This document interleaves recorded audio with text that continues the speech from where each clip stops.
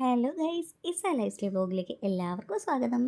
ഞാൻ എൻ്റെ ഫസ്റ്റ് വീഡിയോയിൽ പറഞ്ഞിട്ടുണ്ടായിരുന്നു ഞാനൊരു കൊല്ലംകാരിയാണെന്ന്. ഞങ്ങൾ കൊല്ലംകാരി മാത്രമല്ല, ഞാൻ നമ്മുടെ സ്വന്തം കൊട്ടാരക്കരക്കാരി കൂടിയാണ്. അപ്പം നമ്മുടെ കൊട്ടാരക്കര അമ്പലത്തിൽ ഉത്സവം നടക്കുകയാണേ. അങ്ങനെ അമ്പലത്തിൽ ഞങ്ങളാണ് തൊഴാൻ വേണ്ടി പോയി. ഒരു രക്ഷയില്ല, നിറയെ ആൾക്കാരായിരുന്നു, ഭയങ്കര തിരക്കായിരുന്നു. അങ്ങനെ ഉണ്ണിയപ്പമൊക്കെ വാങ്ങി. ഉണ്ണിയപ്പം എല്ലാവർക്കും അറിയാമല്ലോ, ഗണപതി അമ്പലത്തിൽ ഉണ്ണിയപ്പമൊക്കെ വാങ്ങിയിട്ടതാണ് ഞങ്ങൾ പുറത്തിറങ്ങിയപ്പോൾ അവിടെ പ്രഭാത ഭക്ഷണം കൊടുക്കുന്നതിൻ്റെ ക്യൂ കണ്ടു. അപ്പോൾ അമ്മ പറഞ്ഞു, എന്തായാലും നമ്മൾ വന്നതല്ലേ, നമുക്ക് അതുകൂടെ കഴിച്ചിട്ട് പോകാം. അപ്പോഴത്തേക്ക് ഞങ്ങൾ വേറൊരു കാര്യം കൂടെ പ്ലാൻ ചെയ്തിട്ടാണ് ഇറങ്ങിയത്, അതിനുള്ള സമയമാവുള്ളൂ എന്ന് പറഞ്ഞു. അങ്ങനെ ഞങ്ങൾ കണ്ട് അതിന് വേണ്ടിയിട്ട് ക്യൂ നിൽക്കുക. നിങ്ങൾക്ക് കണ്ട മനസ്സിലാവും എന്ത് തിരക്കുണ്ടാവും, നല്ല ക്യൂ ആയിരുന്നു. അങ്ങനെ ഞങ്ങൾ ക്യൂ ഒക്കെ നിന്ന് അതൊക്കെ വാങ്ങി കഴിച്ചു. അതുകൊണ്ട് അവിടെ ഗാനമേള നടക്കുന്നുണ്ടായിരുന്നു. അപ്പം മക്കളായിട്ട് ഗാനമേള കാണാൻ കുറച്ച് നേരം ഇരുന്നു. പക്ഷെ പിള്ളേർക്ക് നല്ല രീതിയിൽ തന്നെ ബോറടിക്കുന്നുണ്ടായിരുന്നു.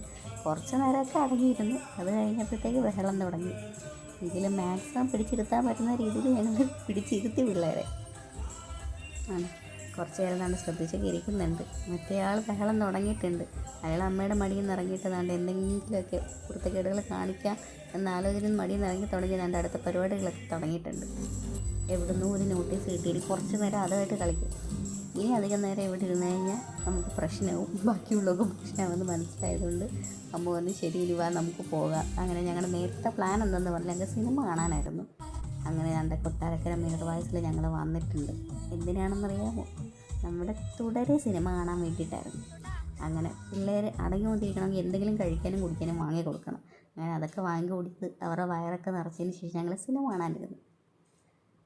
ഒരു രക്ഷയില്ല, നല്ല സിനിമയായിരുന്നു. മാക്സിമം പറ്റുന്നവരെല്ലാം പോയി തിയേറ്ററിൽ തന്നെ കാണുക. നല്ലൊരു സിനിമയാണ്, നല്ല തിയേറ്റർ എക്സ്പീരിയൻസ് കിട്ടുന്നൊരു സിനിമയാണ്. ഞങ്ങൾ സിനിമ കണ്ടിറങ്ങിയപ്പോഴത്തേക്ക് ഫുഡിൻ്റെ സമയം ഉച്ചക്കലത്തെ.